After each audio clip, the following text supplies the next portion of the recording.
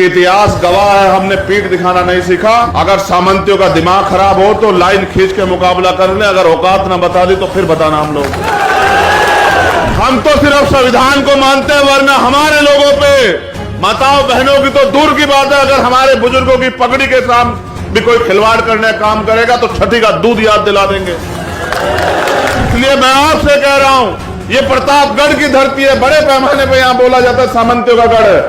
हमारे लोग अपनी ताकत नहीं पहचानते, गढ़ तो सारे हमारे, कोई किसी का गढ़ नहीं है, लोकतंत्र है। हमारे महापुरुष हमें क्या बना के गए और हम क्या बन गए। जात ना हमारे लोगों ने बनाई ना हमारे लिए बनाई। जो खुद को अम्बेडकरवादी कहते हैं उनको समझना चाहिए, उनसे भी लड़ो जिन्होंने आपके अधिकार छीन रखे, उनके खिलाफ भी मोर्चा खोलो, जिनकी वजह से आप बेबसी, गुलामी, लाचारी, बदहाली का जीवन जीने के लिए मजबूर। सरदार पटेल ने देश को जोड़ा और हम दिल नहीं जोड़ पा रहे हैं। मैं आपके भरोसे तानाशाही भारतीय जनता पार्टी की सरकार से आंख मिला के सीना जो है सामने करके लड़ रहा हूं और आप लोग आपस में लड़ रहे हो। वाह, फूलों की नहीं जूतों की माला भेंट कीजिए हम सब लोगों को, क्योंकि हम आपको एक करने के लिए लड़ रहे हैं और आप एक होना नहीं चाहते। यहाँ सामने भीम आर्मी के क्रांतिकारी योद्धा बैठे। मैंने आपको कब सिखाया कि जब मेरे पिछड़े वर्ग के भाइयों पे आंच आए तो तुम पीठ दिखा देना? बताओ मैंने कब सिखाया तुम? मैंने तो तुम्हें सिर्फ अगर सिखाया तो अन्याय अत्याचार के खिलाफ लड़ना, अगर सिखाया तो अपनों के लिए लड़ना, अगर सिखाया तो बहुजन समाज बनना। अभी मुझे कुर्मी से लड़ना, अभी मुझे यादव से लड़ना है, अभी मुझे मौर्य साक्य कुशवाहा से लड़ना है। अरे जिनसे लड़ रहे हैं उनसे तो लड़ते नहीं हो। हम तो इसलिए चुप हैं क्योंकि बाबा साहब अम्बेडकर, तथागत बुद्ध और सरदार पटेल भी हमें इस देश को एकजुट बना के रखने के काम सिखा के गए। जब सरदार पटेल और बाबा साहब अम्बेडकर एक दूसरे को समझते थे और एक दूसरे को आगे बढ़ाने के लिए कंधे से कंधा मिला के लड़ रहे थे, तो उनके वंशज यहाँ किस बात की लड़ाई लड़ रहे हैं? भीम आर्मी का के कार्यकर्ता जो है जातिगत जनगणना हो इस आंदोलन के लिए अपने प्राणों का बलिदान देने से भी पीछे नहीं हटेगा। मेरा ये वादा है आप लोगों से। जब तक आप निकम्मे नेताओं का साथ दोगे, जब तक आप जाति देख के साथ दोगे, तब तक मैं गारंटी से देता हूं कि ना बाबा साहब अम्बेडकर का सपना पूरा होगा ना सरदार पटेल का सपना पूरा होगा। और अगर ये दो महापुरुषों को मानने वाले लोग एकजुट हो जाए तो मैं गारंटी देता हूं कि सिर्फ उत्तर प्रदेश का नहीं, भारत का भूगोल बदलेगा। मैं ये प्रयास करूंगा कि 2024 में संभव।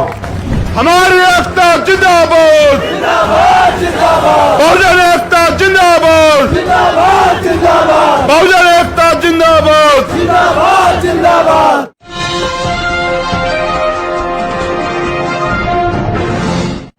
जय भीम, जय भारत, जय मंडल, जय संविधान।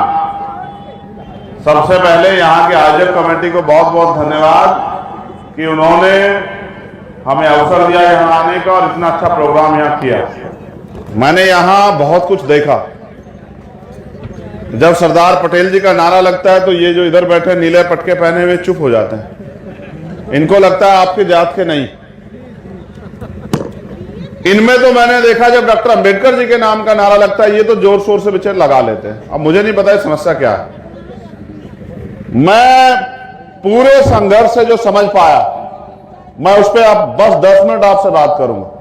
बाकी बात सम्मानित हमारे एमपी साहब ने, सरदार सेना के अध्यक्ष जी ने, हमारे सम्मानित विधायकों ने, हमारे साथी अमर सिंह जी ने और मेरी तरह नीरज भाई ने बस आपसे वही 2-4 अपीलें की, वही मैं आपसे करने वाला।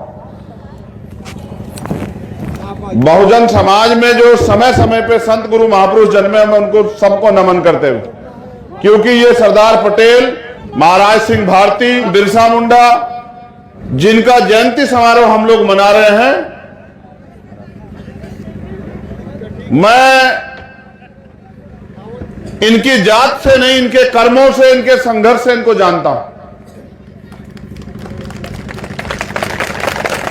जात ना हमारे लोगों ने बनाई ना हमारे लिए बनाई। जो खुद को अम्बेडकरवादी कहते हैं उनको समझना चाहिए कि बाबा साहब अम्बेडकर का पूरा concept and nation of caste, जिसकी बात नीरज भाई ने की, जाति पाति तोड़क मंडल के जो अध्यक्ष थे संत राम बीए प्रजापति जी, जब बाबा साहब उनके प्रोग्राम में विरोध के कारण नहीं बोल पाए तो उन्होंने अपनी एक किताब में लिखा, उस किताब का नाम है नेशन ऑफ कास्ट। जाति का बीज नाश। हमारे महापुरुष हमें क्या बना के गए और हम क्या बन गए। मैं छोटे मोटे विवाद पे नहीं जाता, लड़ो, लड़ते रहो, लड़ना सीखो, लेकिन उनसे भी लड़ो जिन्होंने आपके अधिकार छीन रखे। उनके खिलाफ भी मोर्चा खोलो जिनकी वजह से आप बेबसी, गुलामी, लाचारी, बदहाली का जीवन जीने के लिए मजबूर। सरदार पटेल ने देश को जोड़ा और हम दिल नहीं जोड़ पा रहे हैं। हम उनको, उनके वंशज खुद को कहते हैं, बताइए। हम बाबा साहब अम्बेडकर के वंशज खुद को कहते हैं, अपने 4-4 बच्चे कुर्बान करके, और हमें इंसान का जीवन जी दे के गए। जो खुद इंसानियत को महत्ता देते थे, हम उनके अनुयायी या भक्त क्या है, आप तय करो। मेरे पूरे संघर्ष को आज आपने प्रतापगढ़ में जीरो कर दिया। जब मैं आपको देखता हूं कि मैं रोज इस एकता के लिए लड़ता हूं, पूरे देश में जाता हूं, अन्याय अत्याचार खिलाफ झंडा बुलंद करता हूं, आपके सम्मान के लिए लड़ता हूं, आप उस सारे संघर्ष को आज मिट्टी में मिला दिया आपने प्रतापगढ़ में।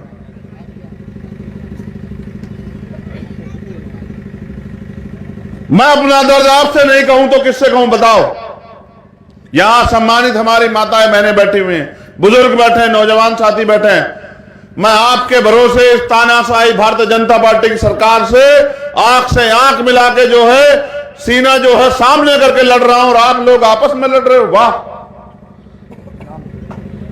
फूलों की नहीं जूतों की माला भेंट कीजिए हम सब लोगों को, क्योंकि हम आपको एक करने के लिए लड़ रहे हैं और आप एक होना नहीं चाहते।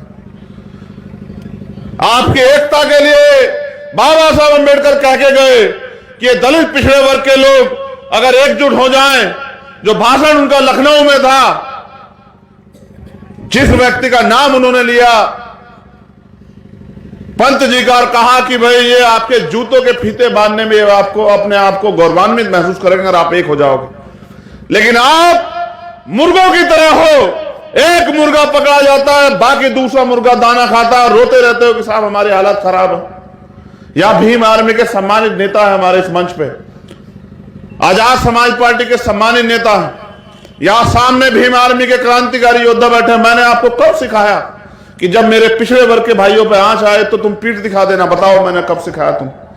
मैंने तो तुम्हें सिर्फ अगर सिखाया तो अन्याय अत्याचार के खिलाफ लड़ना, अगर सिखाया तो अपनों के लिए लड़ना, अगर सिखाया तो बहुजन समाज बनना। मैंने आपको कब जातियों में बैठने के लिए कहा?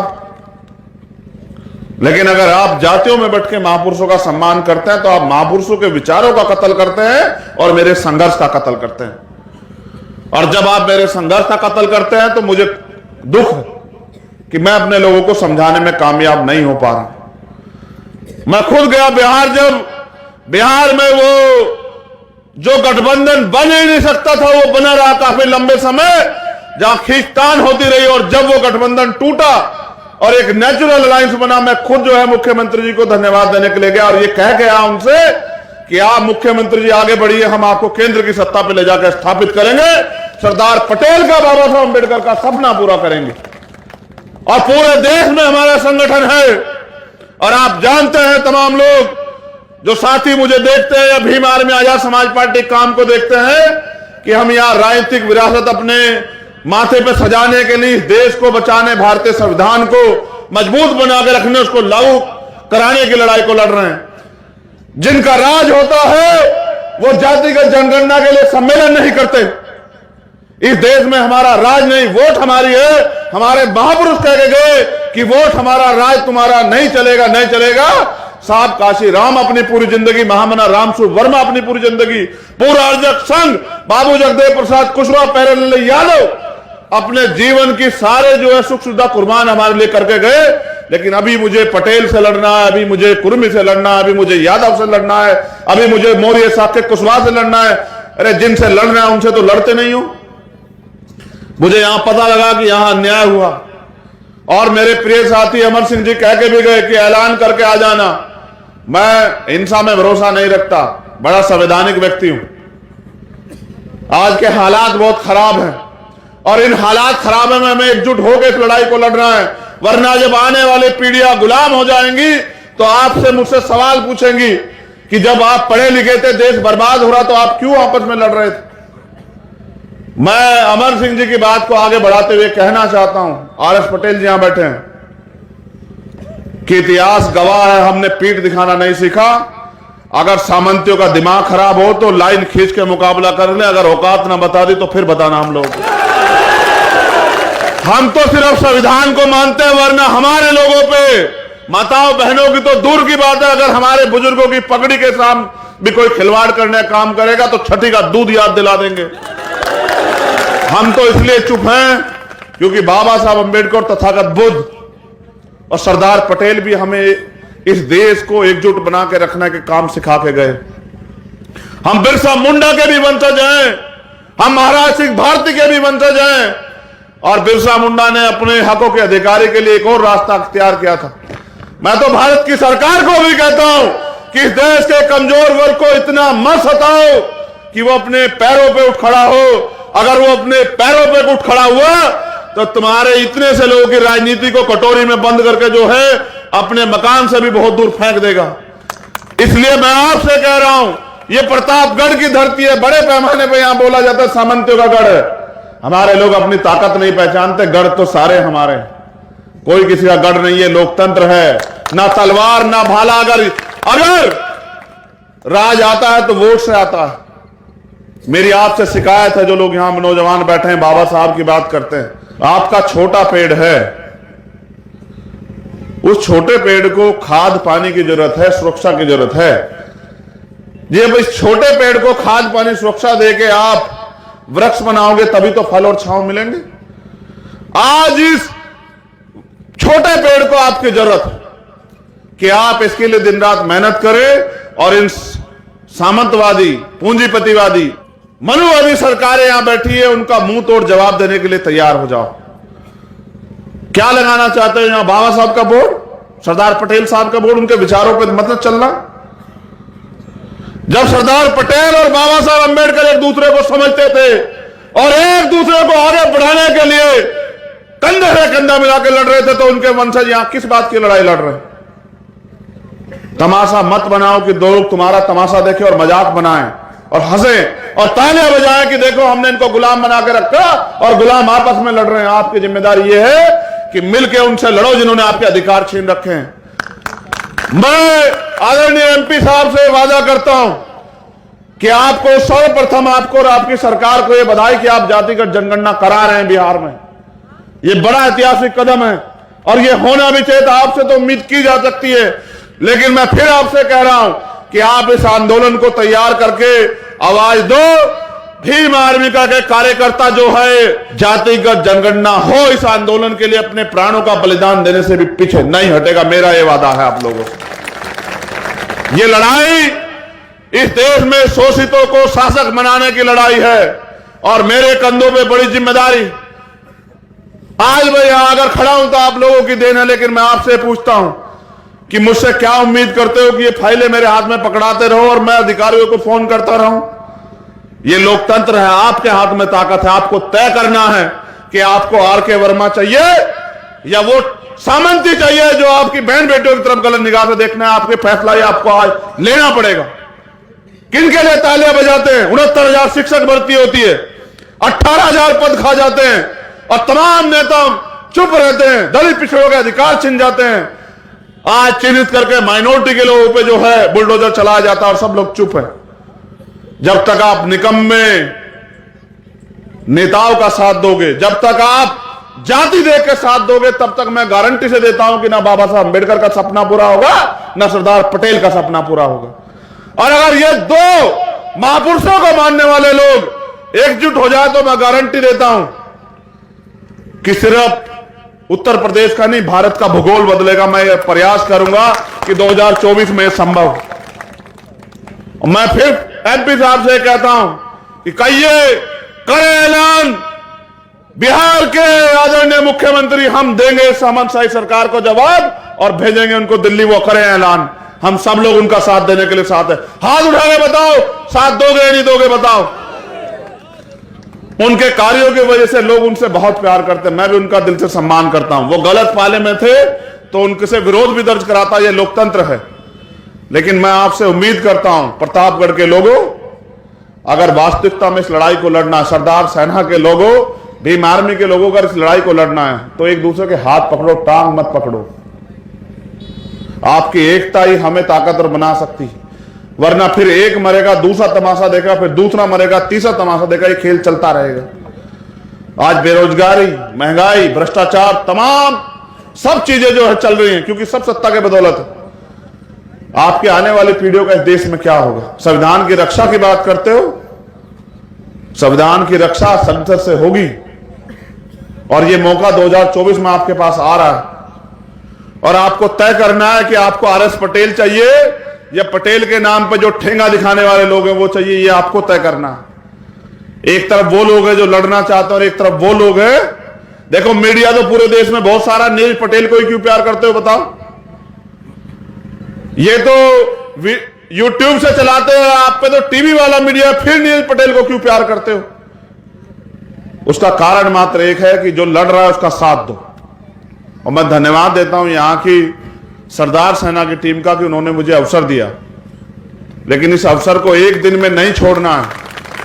इस अवसर को आखिरी पायदान तक लेके जाना और तब तक लड़ना है जब तक या तो हम, जैसे हमारे यहां कहते हैं भीम आर्मी के लोग, विजय या वीर गति, क्या तो हम जीत नहीं जाते या फिर हमें जो है बलिदान प्राप्त नहीं हो जाता, तब तक हमें लड़ना है।